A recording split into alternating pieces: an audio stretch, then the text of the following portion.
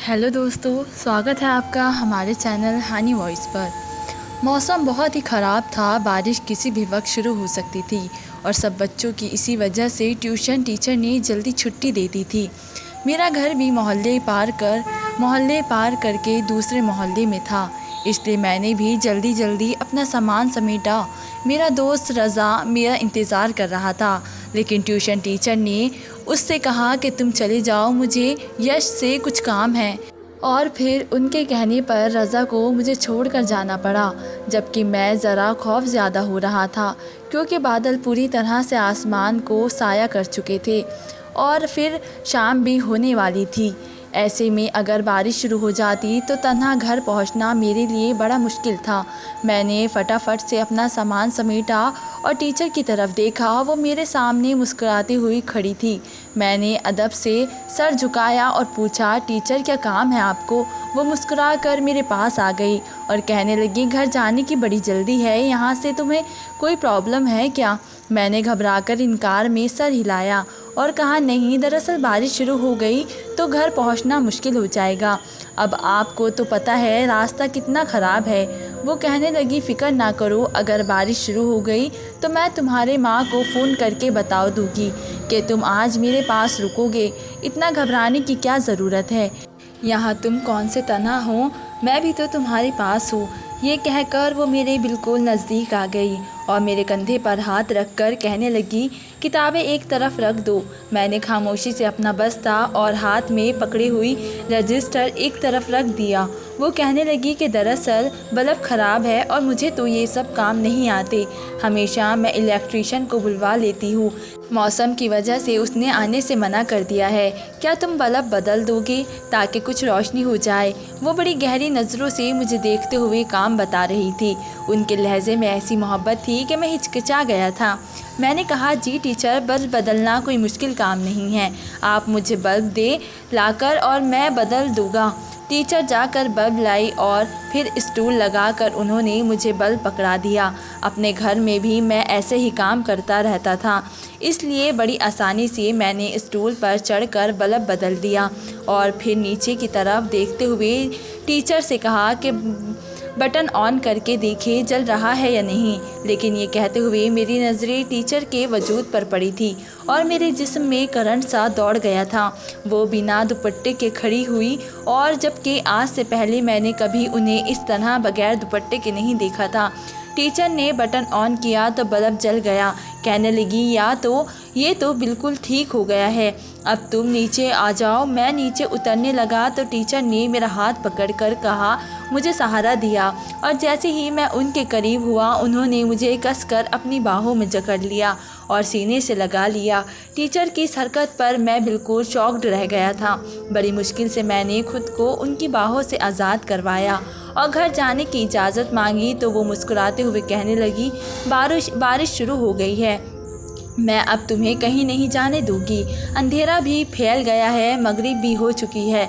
मैं और भी ज़्यादा घबराहट का शिकार हुआ।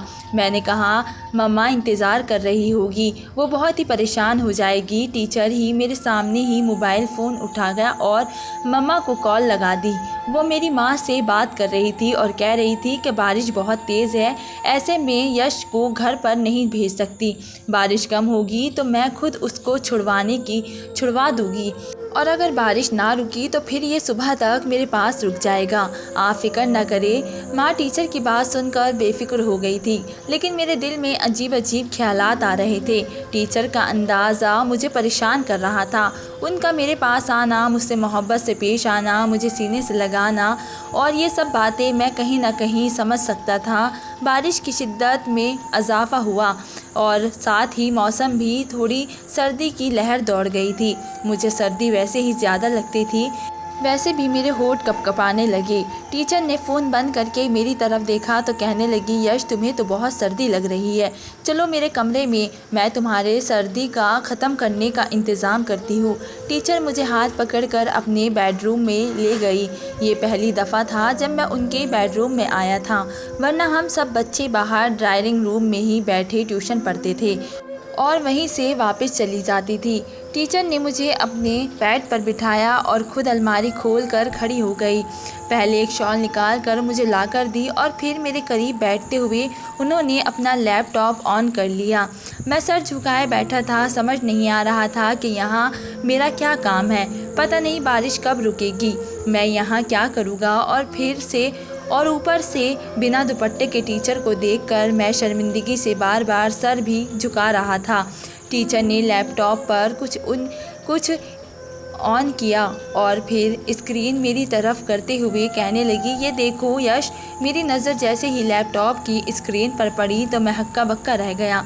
टीचर ने मोहब्बत से मेरे बालों में हाथ फेरा और फिर मेरे गालों को चूमती हुई कहने लगी, चलो मिलकर ये वीडियो देखते हैं।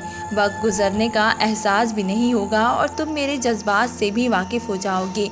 और फिर टीचर ने एक वीडियो चला दी जिसे देखते ही मेरे जज्बात पूरी तरह से बदल गए और बेइख्तियार ही मैंने कस के टीचर को, मेरा नाम यश है, मेरा अपना ट्यूशन में ये पहला दिन था। मैं हैरत से अपनी नई ट्यूशन टीचर को देख रहा था। मैं 14 साल का लड़का था और 9वीं जमात में आया था। मेरी पुरानी ट्यूशन वाली टीचर की शादी हो गई थी, इसलिए मेरी माँ ने अपनी एक दोस्त से बात की थी और फिर उन्होंने हमें इस टीचर के बारे में बताया था। हमारे मोहल्ले से थोड़ा दूर दूसरे मोहल्ले में ये ट्यूशन था और हमारे मोहल्ले के भी यहाँ काफ़ी बच्चे पढ़ने आया करते थे। मैं क्योंकि अब बड़ा हो रहा था इसलिए माँ ने बस फ़ोन पर ट्यूशन की बात की थी और मुझे घर वगैरह बता दिया था। और आज मेरा ये पहला दिन था कि मैं अकेला ही आया था और पहली बार अपनी टीचर से मुलाकात कर रहा था। मेरी टीचर ने जैसे ही मुझे देखा तो उनकी आंखों में अजीब सी चमक उभर आई थी। वो बहुत ही गौर से मुझे देखने लगी। फिर मेरा नाम पूछा तो मैंने उन्हें बताया कि मेरा नाम यश है। उन्होंने अपने हाथों से मेरा गालों को पकड़ा और खींचते हुए कहने लगी कि तुम बहुत ही प्यारे बच्चे हो।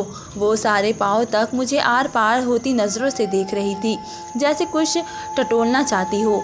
फिर कहने लगी कि 14 साल की उम्र में तो तुम बड़े ही गबरू और जवान लगते हो। टीचर की इस बात पर मैं शर्मिंदा हो गया। मैं वाकई ही अपनी उम्र से बड़ा लगता था, लंबा चौड़ा था, हर कोई मुझे मेरी उम्र से ज़्यादा बड़ा ही समझते थे। मगर टीचर ने यह बात जिस अंदाज़ में कही थी, मैं शर्मिंदा हो गया था।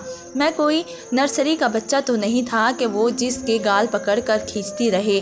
और ट्यूशन में और भी बच्चे थे और वो सब हैरत से कभी मुझे और कभी टीचर को देख रहे थे और उनकी हैरत की वजह से मुझे कुछ ही देर में समझ में आ गई थी। टीचर बहुत ही ज़्यादा गुस्से वाली थी, हर किसी पर बहुत ही साथ सख्ती करती रहती थी। किसी भी बच्चे से वो प्यार या नरमी से बात करती दिखाई नहीं देती थी। खास करके पढ़ाई को लेकर तो बहुत ही ज़्यादा सख्त थी। शायद यही वजह थी कि ट्यूशन में बच्चों का एक और जुर्म गफ़ीर था। दूर दूर से बच्चे पढ़ने के लिए आया करते थे और टीचर सबको ही बहुत ही तवज्जो और सख्ती से पढ़ाया करती थी। लेकिन जैसे ही वो मेरी तरफ पलटी या मुझे से बात करती तो उनका लहजा बहुत ही अच्छा हो जाता था। मोहब्बत का एक दरिया फूट पड़ता। लगता ही नहीं था वे यही टीचर है जो दूसरे बच्चों के साथ बेइंतहा सख्त है और इसी वजह से ही हर बच्चे हैरान थे। मेरे साथ बड़े दूसरे बच्चे रज़ा ने मुझसे पूछा कि टीचर तुम्हारी कोई रिश्तेदार है।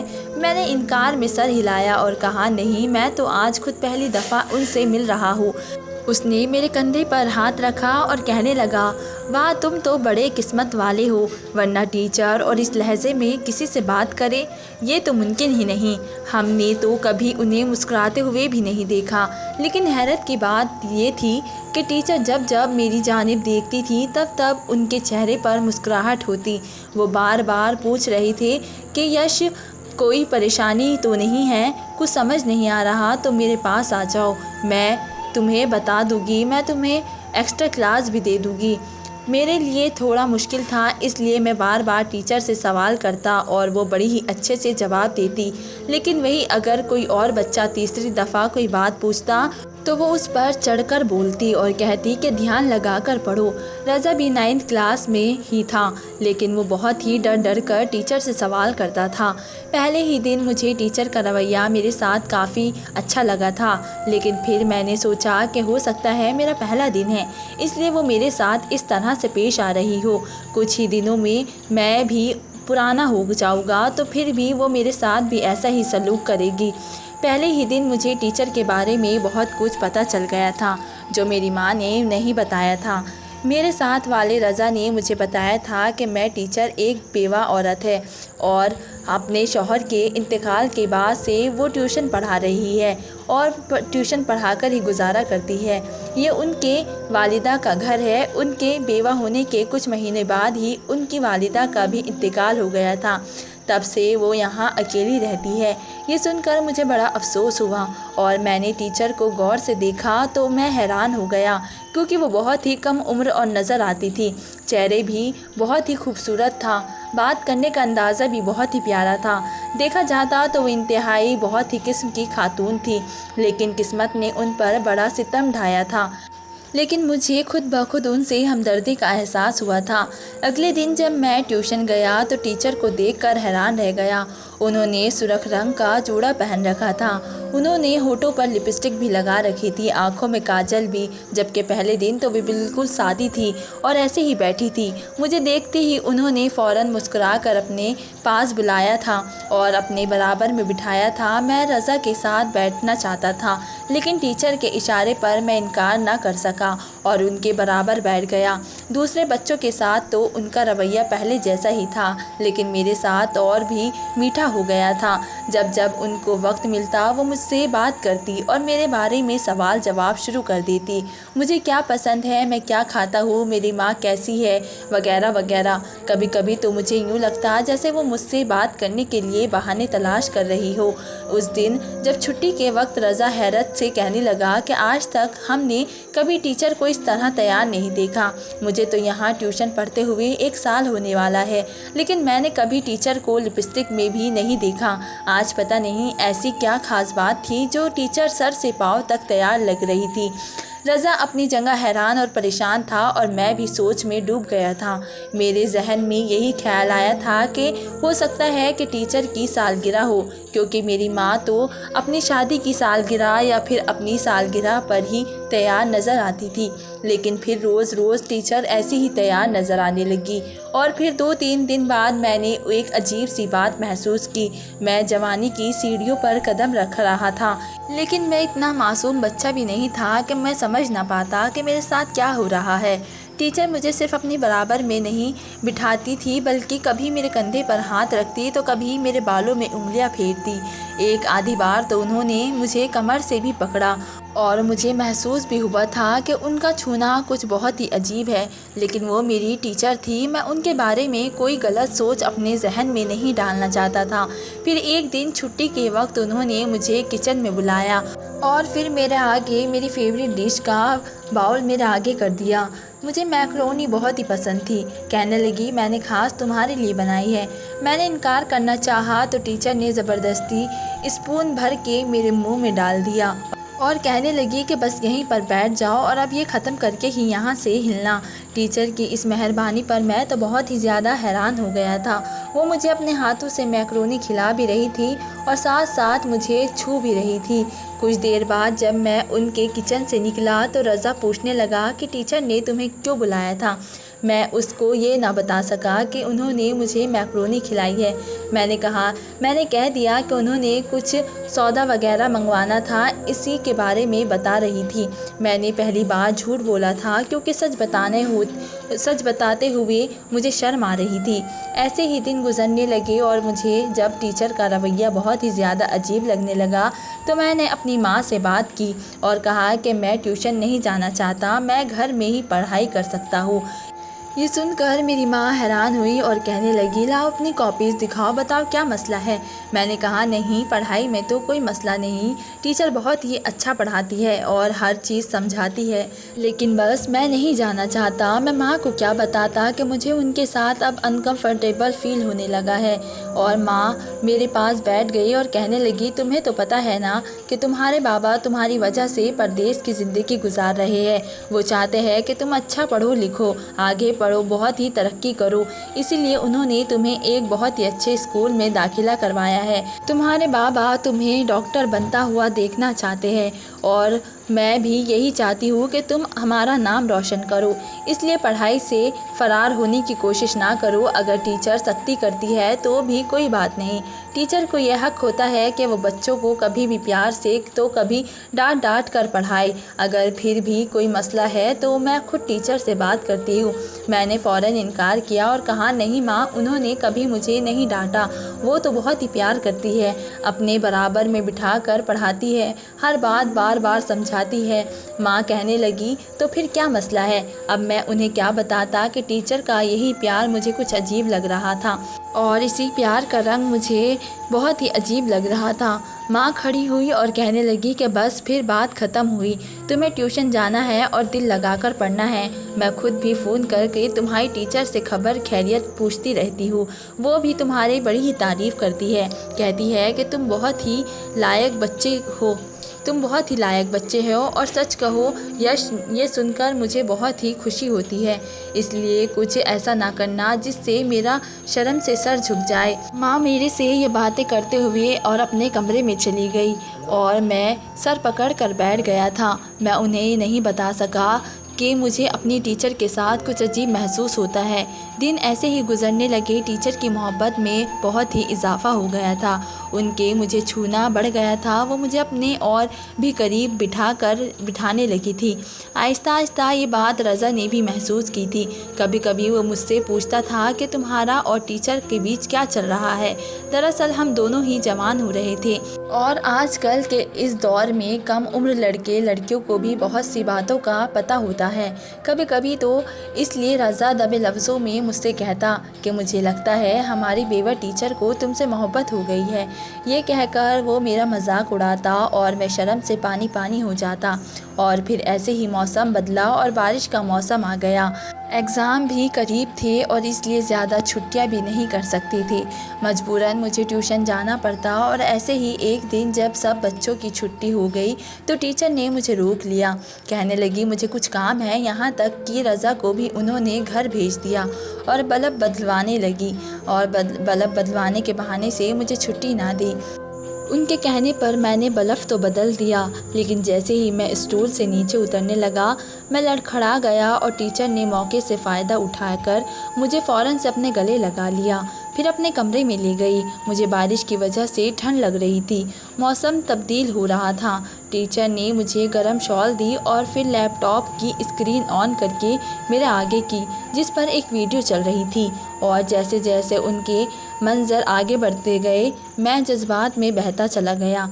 टीचर भी मेरे करीब ही बैठी थी। वो भी जज्बात से बहुत ही मगलूब थी। कहने लगी कि देखो यश, ये तुम हो ना और ये मैं हूँ। स्क्रीन पर चलती वीडियो में एक कम उम्र बच्चा और एक औरत थी। टीचर उस बच्चे में बहुत ही मुझे देख रही थी और वो औरत तो वो खुद ही थी। कहने लगी, देखो मैं जब जब तुम्हें देखती हूँ तो मुझे लगता है कि तुम मेरे शादाब हो। अगर शादाब आज ज़िंदा होता और बड़ा होता तो वो तुम्हारे जैसा ही नज़र आता। मैंने गौर किया तो वाकई ही शादाब की आंखें, उसके बाल, उसका चलना फिरना बिल्कुल मेरे ही जैसा था। उस वीडियो में वो अपनी बर्थडे सेलिब्रेट कर रहा था और उसे देखकर मुझे ऐसा लग रहा था जैसे ये मेरा बचपन की कोई वीडियो हो। एक के बाद एक टीचर ने कितने ही सारी वीडियो दिखाई और वो एक 7 साल का बच्चा था जो खूबसूरती में बिल्कुल बेशुमार था। मैं भी बहुत ही खूबसूरत था और हम दोनों में काफ़ी मुसावत बहुत ही नज़र आ रही थी। टीचर ने मेरा हाथ पकड़ लिया और अपनी आंखों पर लगाया। उनकी आंखों से आंसू बह रहे थे। कहने लगी, मैं ज़िंदगी में सिर्फ अपनी माँ और अपने पति को ही नहीं खोया बल्कि मेरा एक 7 साल का बेटा भी था जो इस हादसे में मेरे पति के साथ ही चल बसा। और इस बारे में बहुत से लोग, बहुत ही कम लोग जानते हैं क्योंकि मैं शादी होकर दूसरे शहर आ गई थी। इसलिए जब मैं यहाँ आई तो मेरे पति के मरने का दुख तो सब ने मनाया, लेकिन बेटे की जुदाई का गम कोई ना जान सका। ना ही मैंने ज़्यादा किसी को बताया कि मैं बेवा होने के साथ साथ एक उजड़ी माँ भी हूँ। मेरी टीचर कहने लगी कि मेरे और मेरे पति की पसंद की शादी हुई थी। हम दोनों अपनी ज़िंदगियों में बहुत ही खुश थे। फिर मेरे पति का ट्रांसफ़र हुआ और हम दूसरे शहर चले गए। वहीं मेरे गोद में शादाब आया और हमारी ज़िंदगी पूरी तरह से शादाब की हो गई थी। मेरे बेटे ने हमारी ज़िंदगियों में ऐसे रंग भरे कि फिर हमें किसी चीज़ की कमी का एहसास ना हुआ। लेकिन ज़िंदगी कभी कभी ऐसे तूफ़ान से गुज़रती है कि सब कुछ बदल कर रह जाता है। एक हादसे ने मेरी ज़िंदगी भी ख़त्म कर दी। मेरे शौहर बेटे को स्कूल से वापस लेकर आ रहे थे कि इतने में रास्ते में उनका एक्सीडेंट हो गया और वो दोनों मौके पर ही उस दुनिया से चले गए थे। मैंने एक ही वक्त में अपना बेटा और अपना पति दोनों को खो दिया था। सच कहूँ तो मैंने खुद को भी इस हादसे में खो दिया था। मेरी माँ मुझे वापस ले आई और मैं अपनी बूढ़ी माँ के साथ रहती, लेकिन मैं गुमसुम रहती। कुछ भी समझ नहीं आता था कि अचानक से क्या हो गया है। मेरी माँ इस सदमे में बीमार पड़ गई थी। फिर भी मैंने धीरे धीरे माँ के खातिर खुद को संभाला और अपनी औलाद की कमी को पूरा करने के लिए ट्यूशन पढ़ाना शुरू कर दिया। घर का गुजारा भी करना था, इसलिए मुझे लगा कि मैं दूसरे बच्चों के साथ वक्त गुजारूंगी तो शादाब की याद नहीं आएगी। फिर मेरी माँ भी चली गई और मैंने सारा वक्त दूसरों के बच्चों में सिर्फ करना शुरू कर दिया। और फिर जब तुम मेरे पास ट्यूशन आए तो पहली बार तुम्हें देख कर ही मैं हैरान रह गई। मुझे लगा मेरा शादाब बड़ा होकर मुझे वापस मिल गया। अगर आज वो ज़िंदा होता तो बिल्कुल तुम्हारे जैसा ही होता, ऐसे ही बाल और ऐसे ही आंखें। वो बहुत ही प्यारा बच्चा था, मेरा बहुत ही फर्माबरदार था। और तुम तो बिल्कुल भी ऐसे ही थे। मैंने तुम्हें कभी भी कुछ भी कहा तो तुमने इनकार न किया और तुम भी मेरी हर बात मान रहे थे। मैंने तुम में शादाब को देखा और अपनी प्यासी ममता को सैराब करने लगी। कभी कभी शादाब की बहुत याद आती तो मैं तुम्हें छूने लगी। मुझे एहसास था कि मैं जो कर रही हूँ वो गलत है। तुम जवानी की दहलीज पर थे। मेरा इस तरह तुम्हारे करीब आना, तुम्हें छूना बहुत ही बेकार हो सकता था, तुम्हें गलत रास्ते पर भी धकेल सकता था। लेकिन एक माँ जब अपनी जज्बात से हारती है तो फिर शायद वो सब कुछ भूल जाती है। मैं भी सब कुछ भूल गई। आज मुझे शादाब की बहुत याद सता रही थी। मैं खुद को बहुत ही तन्हा तस्वुर कर रही थी। बस इसलिए मैंने बहाने से तुम्हें रोक लिया। लेकिन फिर जब मैंने तुम्हारी आंखों में अपने लिए अजीब सा तस्वुर देखा तो मुझे एहसास हुआ कि मुझे तुम्हें सारा सच बता देना चाहिए, कहीं तुम मुझे कोई बदकिरदार औरत ना समझ लो और फिर खुद को गलत रास्ते पर ना भटक जाओ। मैं तुम्हारे अंदाज़े अपने बेटे को देखती हूँ। तुम्हें देखकर मुझे लगता है कि मेरा शादाब मेरे सामने आ गया है। मेरी अधूरी ममता को सुकून मिलता है। ये कहकर टीचर ने मुझे सीने से लगाया और फूट फूट कर रोने लगी। मेरे जज्बात भी बदल गए थे। मैंने उनके बारे में क्या गलत कुछ सोचा था। मैं उनसे जान छुड़ाने के रास्ते तलाश कर रहा था। उनके पास ना बैठने के लिए कोई ना कोई वजह ढूंढता रहता था। मुझे क्या मालूम था कि वो मुझे अपनी औलाद की नज़रों से देखती है। बस जो कुछ भी उम्र में मेरी जहन में आया था मैं वो सोचता चला गया। मैंने टीचर के हाथों को अपनी आंखों से लगाया और कहा कि आज से आप मेरी माँ की तरह हैं और आप बिल्कुल परेशान ना हो। आप चाहे तो मुझे शादाब भी कह सकती है। मैंने मुस्कुराते हुए उन्हें खुद को शादाब कहने का हक दिया था। टीचर ने मुझे गले से लगाया, मेरे माथे को चूमा और फिर सारी रात हम दोनों शादाब के बारे में बातें करते रहे। वो मुझे शादाब की ख्वाहिशात, उसकी फरमाइशें, उसकी ज़िद सब कुछ मुझे बता रही थी और सब कुछ सुना रही थी और मैं बहुत ही गौर से उनकी बातें सुन रहा था।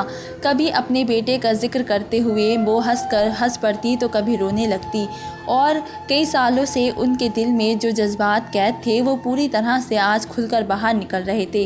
कभी कभी तो एकदम ही उनकी आंखों में चमक आती और फिर एकदम से उदास पड़ जाती। मैं एक माँ की बदलती हुई हालत को देख रहा था और मुझे अपनी ही टीचर से बहुत ही हमदर्दी का एहसास भी हो रहा था। ऐसे ही रात गुजरी थी और सुबह का सूरज रोशन हुआ था। बारिश रुक गई थी और टीचर की ज़िंदगी के दुखों की बारिश में मैं भी कमी आई थी। उन्होंने अपने दिल का दुख खोल कर मेरे आगे रख दिया था। मैंने उनसे वादा किया था मैं उन्हें कभी नहीं छोड़ूंगा, चाहे ट्यूशन ख़त्म क्यों ना हो जाए, चाहे मैं मुस्तकबिल में कितना ही आगे क्यों ना निकल जाऊं, लेकिन वो हमेशा मेरी ज़िंदगी का हिस्सा रहेगी। इस दिन के बाद से मैंने एक माँ के तौर पर उन्हें दर्जा दिया था और उनकी हर कमी को पूरा करने की कोशिश की थी।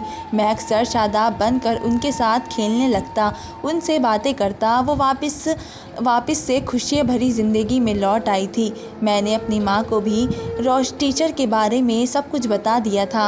ये सुनकर उन्हें भी बहुत ही अफ़सोस हुआ था। मेरी माँ ने मुझे हिदायत की थी कि मैं कभी उन्हें तन्हा महसूस ना होने दूँ।